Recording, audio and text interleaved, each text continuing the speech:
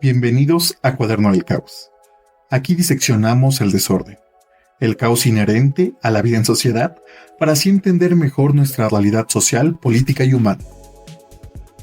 En este capítulo abordaremos el racismo en México. Plantear la existencia del racismo en México es un tabú profundamente arraigado en la psique nacional. Se nos ha enseñado que en México no existe la discriminación racial, y mucho menos el racismo estructural. La negación se ampara en un mito fundacional, el mestizaje. ¿Cómo va a existir racismo en México si aquí todos pertenecemos a la misma raza? Dicen algunos. O la frase más común y aceptada: en México todos somos mestizos. Este discurso del mestizaje, como crisol de identidades y por ende como garante de la igualdad racial, funciona como una cortina de humo que invisibiliza y legitima las estructuras de poder que discriminan. La ideología del mestizaje ha propiciado actos racistas que invisibilizan a los pueblos originarios, pues dentro de un país que se autodenomina mestizo, solo lo mestizo se considera mexicano, no dando cabida a las comunidades indígenas y afrodescendientes. Entender el racismo es una tarea difícil. CONAPRED define el racismo como el odio, rechazo o exclusión de una persona por su raza, color de piel, origen étnico o su lengua. Esto le impide el goce de sus derechos humanos. Bueno, esta definición deja de lado ciertos aspectos, pues el racismo no solo niega derechos, sino que también tiene un profundo impacto psicológico y social en las víctimas, afectando aspectos como la autoestima, el bienestar general o la calidad de vida. El racismo en México ha creado una estructura de poder compleja, que ha echado raíces históricas profundas en el sistema social, político y económico del país. Sus orígenes se remontan al virreinato, momento en el que se implementó el infame sistema de castas. Ese sistema no fue solo una herramienta de clasificación social, sino un método sistemático de dominación de las comunidades indígenas y afrodescendientes.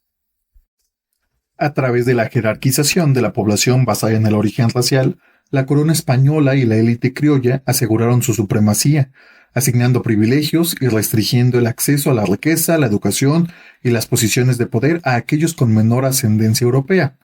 A pesar de la abolición formal de este sistema tras la independencia, su lógica perversa y consecuencias no desaparecieron. Por el contrario, se transformaron y se incrustaron en las instituciones de la nueva nación. Una de las manifestaciones del racismo institucional se observa en cómo, durante mucho tiempo, el Estado limitó el acceso a la educación al impartir el conocimiento únicamente en español, marginando así a otras lenguas que cuentan con una historia de resistencia. De la misma manera, el español ha sido el protagonista de todos los trámites gubernamentales, evitando así el acceso a diversos derechos para las poblaciones indígenas en el país. El racismo institucional trasciende las esferas educativas y gubernamentales, manifestándose también en ámbitos como el arte. Se ha establecido una jerarquía donde las expresiones de origen europeo como el ballet, la pintura o la ópera son elevadas a una categoría superior. Esto relega el arte que tiene raíz en los pueblos originarios a la clasificación de artesanía o, en el caso de la danza, a la de ballet folclórico.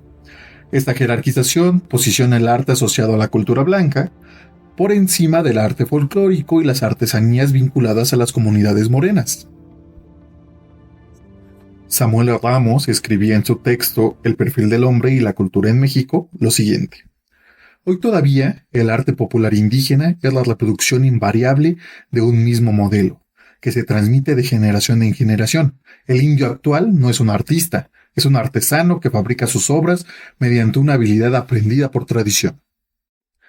66 años han pasado desde la muerte del filósofo Samuel Ramos, y este pensamiento racista, donde el arte de los pueblos originarios es inferior, sigue bastante presente. La visión de inferioridad del arte y las expresiones culturales de los pueblos originarios persiste de manera significativa en la sociedad contemporánea, a pesar de los discursos de inclusión y el reconocimiento formal de la diversidad cultural. Subsisten prejuicios arraigados que devalúan sistemáticamente las creaciones artísticas indígenas. Esta devaluación se manifiesta en diversos ámbitos, como lo puede ser el mercado del arte, donde las piezas de origen indígena suelen tener un valor monetario inferior o son relegadas a categoría de artesanía. El racismo viene acompañado de diversas formas de discriminación. Lo podemos ver en indicadores de pobreza, en el acceso limitado a servicios de salud y en la falta de educación de calidad.